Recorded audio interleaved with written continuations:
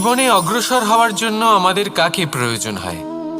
মাতা পিতা, বন্ধু, প্রেম, সাহায্য, অর্থ, পরিশ্রম, আশা। ভিন্ন ভিন্ন মানুষ ভিন্ন ভিন্ন বিকল্প চয়ন করে। যদি আমি আপনাকে বলি তাহলে জয় আর পরাজয়ের মন্ত্র দুটো শব্দের উপর নির্ভর করে, মেনে নেওয়া আর দৃঢ় হওয়া। যদি মেনে নেন তাহলে হেরে যাবেন, যদি দৃঢ় হন তাহলে নিশ্চিত রূপে জয়ী হবেন। যদি কখনো আপনি ক্লান্ত হয়ে ওঠেন, আপনি দুঃখী হন, পুরোপুরি ভেঙে পড়েছেন, তখন মেনে নেবেন না যে আপনি ভেঙে পড়েছেন, নয়তো হেরে যাবেন। তখন উল্টে স্থির করবেন যে যাই হয়ে যাক না কেন আমি জয়ী হবই। আর আপনি দেখবেন যে জয় নিশ্চিত রূপে আপনার কাছেই আসবে। তাহলে এই কথা মনে রাখবেন আর আমার সাথে ভালোবেসে বলবেন, রাধা রাধা। সময়, জীবন, কাল। দেখতে গেলে এই তিনটি শব্দ একটি শব্দেরই সমার্থক শব্দ মনে হয়, কিন্তু এই শব্দগুলির অর্থ কি সমান? কখনোই নয়। হ্যাঁ, এই সময় চলতে থাকে, জীবন চলতে থাকে, কালচক্র চলতে থাকে। এই সময় কেটে যায়, কিন্তু এই জীবন একে যাপন করতে হয়। কি বলেন? এই জীবনে কিছু করুন বা কিছু না করুন, জীবন এমনি কেটে যাবে, আপনি জানতেও পারবেন না। কিন্তু সেটা আমাদের উদ্দেশ্য নয়, একে যাপন করতে হবে। এই জীবনে প্রেরণা পেতে শিখুন, প্রেরণা দিতে শিখুন, আহ্বান গ্রহণ করতে শিখুন, আহ্বান জানাতে শিখুন, মহান কাজ করতে শিখুন, ধন্যাত্মক বোধ জাগিয়ে তুলুন। জীবন অতিবাহিত করার অর্থ কি তা আপনি শিখে যাবেন। কারণ সময় কেটে যায়, সমস্ত যুগ কেটে যায়, কিন্তু জীবনের রীতি জীবন কাটিয়ে দেওয়া নয়, জীবন যাপন করা। এই জীবন সম্পূর্ণরূপে অনুভব করতে হবে, নতুন পথ বানাতে হবে। এবারে যদি এই জীবন বাঁচার সময় একবার ভেবে দেখুন, যদি মনে প্রেম থাকে, সদ্ভাবনা থাকে, তাহলে কি হবে? এই জীবনকে বাঁচার অনুভূতিটাই অন্যরকম হয়ে যাবে, একটা আনন্দময় অনুভূতি লাভ করবেন। তাহলে এটাই করুন আর আমার সাথে ভালোবেসে বলুন, রাধা রাধা। আপনি কি কখনো কোনো জলের ধারা দেখেছেন? তার সামনে যতই মাটি থাকুক না কেন, যতই কাদা থাকুক না কেন, যখন এই জলের ধারা বইতে আরম্ভ করে দেয়, তখন এই কাদাকে নিজেই ধুয়ে নিয়ে যায়। ওই কাদাকে ধুয়ে দেয় এবং নিজের পথ নিজেই তৈরি করে নেয়। তাহলে আপনিও এরকম জলের মতো হয়ে উঠুন। যদি হয়ে উঠতে পারেন, তাহলে নিজের মনের, নিজের ভাবনার, নিজের জীবনের যত অনাবশ্যক তত্ত্ব আছে, অনুপযোগী অংশ রয়েছে, অর্থাৎ অপরিষ্কার অংশ রয়েছে, তা নিজে থেকেই নির্মল হয়ে উঠবে। আর যেরকম জলের ধারা কখনো থেমে থাকে না, সব সময় বয়ে চলে, সেইভাবে আপনিও কখনোই থামবেন না। সবসময় বয়ে চলুন, এগোতে থাকুন। পথে যদি অনেক বিপদ আসে, সমস্যা আসে, থামবেন না, তার উপর নিরন্তর প্রহার করুন, নিরন্তর প্রয়াস করুন আর অগ্রসর হন। আপনি ভেবে দেখুন, এই জলের ধারা কখনো থেমে থাকে না, সবসময় বয়ে চলে, বিপদের সম্মুখীন হয়ে তাকে সাথে বয়ে নিয়ে চলে। সেই জন্য জলের ধারা, প্রবাহমান এই ধারা, এর থেকে কখনো দুর্গন্ধ আসে না, এতে কখনো ময়লা জমতে পারে না, বরং পালিত হয় সুন্দর প্রাণবন্ত জীবজন্তু, যেমন সুন্দর ছোট মাছ। তাই আপনিও এটাই করুন, কখনো থামবেন না, শুধু চলতে থাকুন, জলের ধারার মতো বইতে থাকুন। আপনি আপনার লক্ষ্য অবশ্যই খুঁজে পাবেন, আর তার সাথে নিজের অন্তরের যে মালিন্য রয়েছে তা আপনি নিজেই নিজের থেকে দূরে করে দেবেন। তাহলে আসুন আর আমার সাথে ভালোবেসে বলুন, রাধা রাধা। এবার অনেক সময় মানুষের মনে এরকম প্রশ্ন আসে, প্রশ্ন আসে যে এই সংসারে সবথেকে বড় বিপদ কি? কেউ বলে ধর্ম সংকট, আবার কেউ বলে প্রাণের ওপর আসা সংকট। প্রত্যেক মানুষের জীবনে বিভিন্ন সংকট আসে, আর এই সমস্ত সংকট অত্যন্ত বিচিত্র হতে পারে। এই সমস্ত সংসার হলো সংকট দ্বারা পরিপূর্ণ। ঠিক আছে, আপনাকে একটা উদাহরণ দিই। একজন ধনী ব্যক্তি, এবার ওনার জীবনে সংকট কি হতে পারে?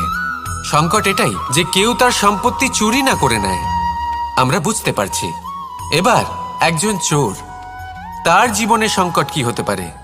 যে চুরি করার সময় সে যদি তার একটা কাশি চাপতে না পারে, তাহলে সে ধরা পড়ে যেতে পারে, ঠিক কিনা? আবার অনেক সময় এমনও হয় যে যার জন্য আমি সংকট, সেও আমার কাছে সংকট। যেমন এই পরিস্থিতিতে দেখুন, সংকট হলো সংকট, এ তো জীবনে থাকবে, কিন্তু এর সম্মুখীন কিভাবে হওয়া যায়? খুব সরল। সব এটার ওপর নির্ভর করে, মনের ওপর। এই মনকে নিয়ন্ত্রণ করলে সব ঠিক থাকবে।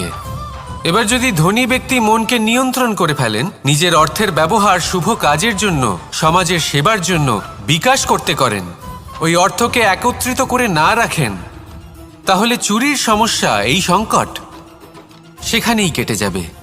এবার যদি কথা বলি সেই চোরের, তাহলে চোর যদি নিজের মনকে সংযত করে নেয়, যদি নিজের কর্মকে নিয়ন্ত্রণ করতে পারে, তাহলে এমন কোনো স্বর নেই, এমন কোনো স্বর নেই যা ওকে ধরা পড়তে বাধ্য করবে।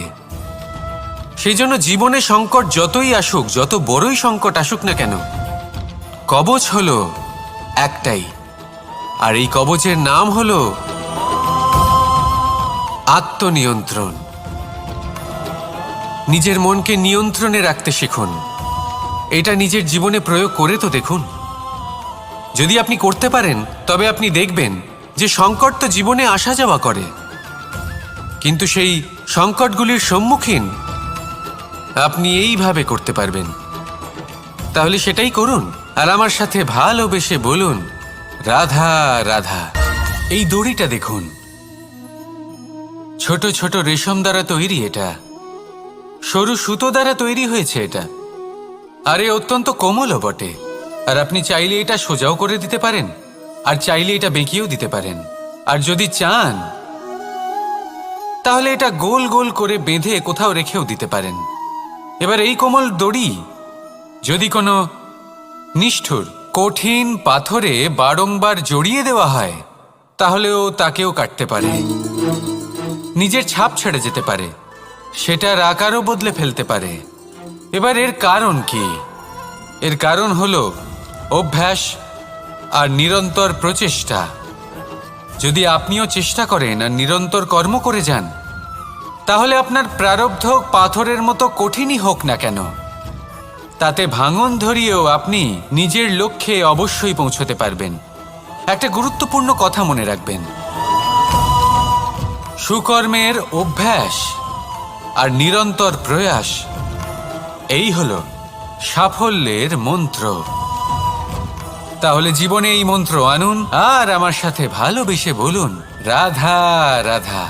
বসন্ত ঋতু, এই সময় মন আনন্দে ভরে থাকে, এমন মনে হয় যেন আমরা আকাশে বিচরণ করতে চলে যাই, কিন্তু সেটা তো সম্ভব নয়। সেই জন্য হয়তো আমরা ঘুড়ি ওড়াই, এই ঘুড়িকে নিজেদের প্রতিরূপ মনে করে। এবার অনেক মানুষ আছেন যারা ঘুড়ি ওড়ান, কিন্তু এই কর্মের সারমর্ম কি সেটা কজন বুঝতে পারেন? আপনি এটা মনে করুন যে আপনি হলেন সেই ঘুড়ি, আর এই সুতো যিনি ধরে রয়েছেন তিনি হলেন পরমাত্মা, আর এই সুতো যেখান থেকে শুরু হয় সেই লাটাই হলো আমাদের কর্মচক্র। এবার আপনি নিজেই অনুমান করুন যে এই উড়ান কার ওপর নির্ভরশীল, পরমাত্মার ওপর আর আপনার কর্মের ওপর। যদি পরমাত্মা আপনার হাত ধরে থাকেন, আপনার সাথে থাকেন, যদি আপনি শুভ কর্ম করতে থাকেন, আপনি এই আকাশে উড়তে থাকবেন। কিন্তু কোথাও কোথাও যদি পরমাত্মার সাথে এই বন্ধন ছিন্ন হয়, আপনার কর্মচক্র খারাপ হয়ে যায় বা থেমে যায়, তাহলে আপনার এই ঘুড়ি কেটে যাবে আর দূরে কোনো গাছের ডালে গিয়ে আটকে যাবে। তাই শুধুমাত্র ঘুড়ি ওড়াবেন না, তার থেকে শিখুন। পরমাত্মার সাহচর্যে থাকুন, সবসময় শুভ কর্ম করতে থাকুন আর সবসময় এই আকাশে উড়তে থাকুন। আসুন আর আমার সাথে ভালোবেসে বলুন, রাধা রাধা। জীবনে লক্ষ্য লাভ কি করে করতে হয়? কেউ বলবে বন্ধুদের সাহায্যে, কেউ বলবে প্রেমের সাহায্যে, কেউ বলবে নিরন্তর চেষ্টা করলে, কেউ বলবেন পরিশ্রম করলে, কেউ বলবেন ঈশ্বরের আশীর্বাদে, ইত্যাদি ইত্যাদি। আমি আপনাকে বুঝিয়ে বলি, এই যেমন ত্রিলোক আছে, অর্থাৎ 3 লোক আছে, যাকে সঞ্চালন করে ত্রিদেব বা 3 জন দেবতা। সেইভাবে নিজের লক্ষ্যে পৌঁছানোর জন্য 3টি ভাবের প্রয়োজন পড়ে। প্রথম ভাব হলো স্বপ্ন দেখা। আপনি যদি স্বপ্ন দেখতে শুরু না করেন তাহলে সেখানে পৌঁছতেই পারবেন না। তারপর আপনাকে দৃঢ় সংকল্প নিয়ে সেই পথ যেমনই হোক তাতে চলতে হবে। এ হলো দ্বিতীয় ভাব, দৃঢ় সংকল্প। আর তৃতীয় ভাব হলো সেই লক্ষ্যের যাত্রা পূর্ণ করার জন্য প্রতিবদ্ধ হওয়া। তাই যদি আপনি স্বপ্ন দেখতে পারেন, দৃঢ় সংকল্প দ্বারা পথ যতই কঠিন হোক না কেন তাতে চলতে পারেন, আর সেই লক্ষ্য লাভের যাত্রা পূর্ণ করার জন্য প্রতিবদ্ধ হতে পারেন, তাহলে আপনি নিশ্চিত রূপে আপনার লক্ষ্য লাভ করতে পারবেন। তাই আপনি এটাই করুন আর আমার সাথে ভালোবেসে বলুন, রাধা রাধা।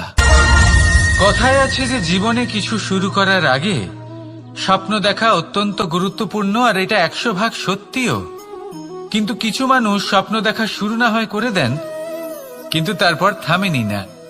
স্বপ্ন দেখতেই থাকেন, তারা ভাবতেই থাকেন, কর্ম করেন না। এমন সময় আপনাকে নিজেকে জাগিয়ে তুলতে হবে। নিজেকে বলতে হবে যে এবার উঠে কর্ম করার সময় এসে গেছে। কারণ আপনারা যদি অত্যাধিক বিচার করতে থাকেন, স্বপ্ন দেখতে থাকেন, তাহলে উঠে কিছুই করতে পারবেন না। আপনি শুধু একটা কাজ করুন, উঠে কর্ম করা আরম্ভ করে দিন। তারপর ভেবেচিন্তে ধীরে ধীরে নিজের কর্মকে দিশাও দিন আর তাকে উচিত গতিও দিন। কারণ এটাই হলো সাফল্যের মূল মন্ত্র। না শুধু কর্ম করুন না ভাবনা চিন্তা করে, আর না শুধু ভাবুন কর্ম না করে। সাফল্যের মূল মন্ত্র হলো এর ভারসাম্যে। তাহলে এটাই করুন, সাফল্যকে লাভ করুন আর আমার সাথে ভালোবেসে বলুন, রাধা রাধা। সূর্যের মনে হয় যে তার থেকে বেশি তেজস্বী আর উজ্জ্বল কেউ নেই। তাই তার এই অহংকার ভঙ্গ করার জন্য মেঘ চলে আসে। তারপর এই মেঘের অহংকার বেড়ে যায় যে তার থেকে বেশি ঘন আর কেউ নেই। তারপরে বাতাসের একটা প্রবল দমক আসে আর মেঘেদের ছিন্ন ভিন্ন করে দিয়ে চলে যায়। তখন বায়ুর অহংকার বেড়ে যায়, আরো ভাবে যে তার থেকে বেশি শক্তিশালী আর কেউ নেই। এই দমকা বাতাস যখন বিশাল এক পর্বতের সাথে ধাক্কা খায়, তখন সেই বাতাসের অহংকারও চূর্ণ বিচূর্ণ হয়ে যায়। তারপরে পর্বত ভাবে যে তার থেকে বেশি ধীর আর শক্তিশালী আর কেউ নেই। তখন পৃথিবীতে ভূমিকম্প হয় আর সেই বিশাল পর্বত চূর্ণ বিচূর্ণ হয়ে যায়, তারও অহংকার ভেঙে যায়। এবার ধরিত্রীর অহংকার হতে থাকে। ধরিত্রী বলে যে আমার উপর সবকিছু টিকে রয়েছে, আমার থেকে বেশি শক্তিশালী আর কেউ নেই। একটা ছোট্ট ইঁদুর আসে, মাটিতে গর্ত করে আর মাটি ধসিয়ে দেয়। ধরিত্রীর অহংকার ভেঙে যায়। এর তাৎপর্য হলো সরল। এই সংসারে অহংকার কখনো স্থির থাকে না, এই অহংকার ভাঙবেই। এটা হলো সাংসারিক চক্র। আমাদের নিজেদের জীবনে কর্তব্য পালন করতে হবে, কর্ম করতে হবে, কিন্তু অহংকার নয়। যে ব্যক্তি এটা বুঝতে সক্ষম হন তাকে জ্ঞানী বলা হয়। আর যে মানুষ এটা বুঝতে পারেন না, তিনি সারা জীবন শোধ প্রতিশোধ মান অভিমানের এই চক্রে আটকা পড়েন। এবার আপনি কি এই চক্রে আটকে থাকতে চান, নাকি জ্ঞানী হয়ে উঠতে চান? সেই চয়ন আপনারই। আসুন আর আমার সাথে ভালোবেসে বলুন, রাধা রাধা। কোন যোদ্ধা জন্ম থেকে যোদ্ধা হন না, তিনি যোদ্ধা হবেন কিনা চয়ন করেন। তিনি যোদ্ধা হবেন বলে তখনই স্থির করেন যখন তিনি পিছু হটবেন না বলে দৃঢ় প্রতিজ্ঞ হন।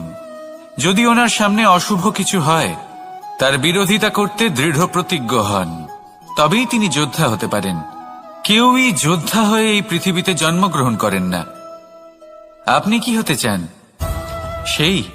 সেই দর্শক হতে চান যারা যুদ্ধভূমিতে বসে থেকে অন্য কারোর জয়ে উচ্ছ্বাস প্রকাশ করেন, নাকি সেই যোদ্ধা হতে চান যিনি নিজের শৌর্য দিয়ে, বীরত্ব দিয়ে পরাক্রম প্রদর্শন করেন এবং যার প্রশংসা যুগ যুগ ধরে হয়ে চলে? সিদ্ধান্ত আপনারই। আসুন আর আমার সাথে ভালোবেসে বলুন, রাধা রাধা। সাফল্য খুব সহজ এক শব্দ। এটা হলো সেই সব শব্দের মধ্যে অন্যতম যা মানুষ একটু বুঝলেই ভাবেন সব বুঝে ফেলেছি। আর যেই উনি বুঝতে পারেন সাফল্য কি, আজীবন সেই সাফল্যের পেছনেই ছুটতে থাকেন। এই সাফল্য হলো একটা খেলার মতো, যাতে মানুষ নিজের সমস্ত জীবন বাজি লাগিয়ে দেন। আর প্রত্যেক খেলার মতোই এরও কিছু নিয়ম রয়েছে। আর প্রাথমিক নিয়ম হলো, এই সাফল্য লাভ করার জন্য সাফল্য লাভ করার স্বপ্ন আপনাকে অবশ্যই দেখতে হবে আগে। হ্যাঁ, কিন্তু শুধুমাত্র স্বপ্ন দেখলেই কিছুই হবে না। স্বপ্ন দেখুন, তারপরে আপনার নিজের নিদ্রাকে ভঙ্গ করতে হবে, দিনরাত পরিশ্রম করতে হবে, দিনরাত চেষ্টা করতে হবে। তবেই এই সাফল্য আপনার কাছে আসবে আর আপনার পদানত হবে। তাহলে স্বপ্ন দেখুন আর পরিশ্রম করে তাকে সার্থক করুন। যদি এটা করেন তবেই সাফল্য সহজেই আপনার কাছে আসবে। আর তখন মন প্রসন্ন হয়ে বলবে, রাধা রাধা। সমস্যা। প্রত্যেকের জীবনেই সমস্যা আসা যাওয়া করে, আর প্রত্যেক মানুষ সমস্যা আসার পর তার সমাধান খুঁজতে উঠে পড়ে লাগেন। কিন্তু যখনই সমস্যার সমাধান হয়ে যায়, আমরা সুপ্রসন্ন হয়ে যাই এবং অসাবধানও হয়ে যাই। আমাদের মনে হয় যে আমরা সম্পূর্ণরূপে সমস্যার অন্ত করেছি, কিন্তু কোথাও না কোথাও একটা ছোট্ট বীজ রয়েই যায়। আর সেই বীজ আমাদের অসাবধানতার ছত্রছায়ায় বড় হতে থাকে, আর তারপর মহা সংকট হয়ে আবার আমাদের উপর আক্রমণ করে। এই সংকট যে কোনো রূপে আসতে পারে, কোনো শত্রুর রূপেও আসতে পারে, বা কোনো মহামারীর রূপেও আসতে পারে। সেই জন্য সবসময় সাবধান থাকাই উচিত। কারণ অসাবধান হলে কি হয়, আমাদের সুরক্ষা চক্রে একটা ছেদ উৎপন্ন হয়, আর আমাদের শেষ করতে পারে এমন এক বাণ সেই ছেদ বিন্দু হয়ে আমাদের হৃদয়ে প্রবেশ করতে পারে। তাই যে কোনো সমস্যার সমাধান করুন, জয়ী হন, উৎসব পালন করুন, কিন্তু সাবধানে থাকবেন। আসুন আর আমার সাথে ভালোবেসে বলুন, রাধা রাধা। আমাদের জীবনে দুই ধরনের সম্পত্তি হয়ে থাকে। এক হলো ভৌতিক সম্পত্তি, এক হলো জৈবিক সম্পত্তি। অর্থ, সম্পদ, সুবিধে, খাদ্য, এইসব ভৌতিক সম্পত্তির মধ্যে পড়ে। ব্যক্তি, মিত্র, পরিবার, আমাদের আপনজন, আত্মীয় স্বজন সব জৈবিক শ্রেণীতে পড়ে। আর প্রত্যেক মানুষের পক্ষে এই বিভাজন বোঝা অত্যন্ত আবশ্যক। কারণ মূলত আমাদের ব্যবহার দুই রকমের হয়ে থাকে, হয় আমরা ভালোবাসি বা আমরা সদ্ব্যবহার করি। আর সবথেকে বড় ভুল আমরা তখন করি যখন আমরা বুঝতেই পারি না যে ভালোবাসবো কাকে আর ব্যবহার করব কাকে। আমরা ভৌতিক সম্পত্তি ভালোবেসে ফেলি আর ব্যবহার করি জৈবিক সম্পত্তিকে, যেখানে এটা অনুচিত। জৈবিক সম্পত্তিকে ভালোবাসুন আর ভৌতিক সম্পত্তিকে ব্যবহার করুন। যেদিন আপনার মধ্যে এই বোধ জাগ্রত হবে যে কাকে ভালোবাসবেন আর কাকে ব্যবহার করবেন, সেই দিন আপনার জীবনে শুধুই শান্তি বিরাজমান হবে। আর তখন এই মন প্রসন্ন হয়ে বলবে, রাধা রাধা।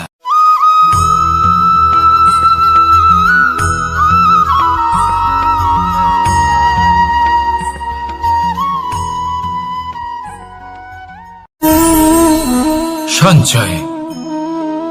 মানুষের যখন থেকে বোধবুদ্ধি হয়, সঞ্চয় করতে আরম্ভ করে দেন।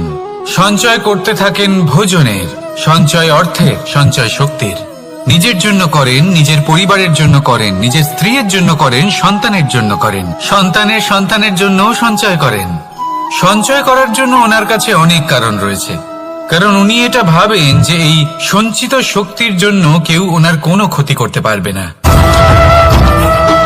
মানুষ ভুলে যান একটা গুরুত্বপূর্ণ কথা, এই সত্য, উনি এই সংসারে খালি হাতেই এসেছিলেন আর এখান থেকে ওনাকে খালি হাতেই যেতে হবে। যা এখানকার তা এখানেই থেকে যাবে। আর যদি কিছু ওনার সাথে যায় তা হলো ওনার কর্ম, আর কিচ্ছু নয়। তাই যদি কিছু অর্জন করতে চান তাহলে শুভ কর্ম অর্জন করুন, আত্মশক্তি অর্জন করুন, কারণ পরলোকে এটাই হবে আপনার সম্পত্তি। তাহলে কি এটা আপনি অর্জন করতে চান না? আসুন আর আমার সাথে ভালোবেসে বলুন, রাধা রাধা।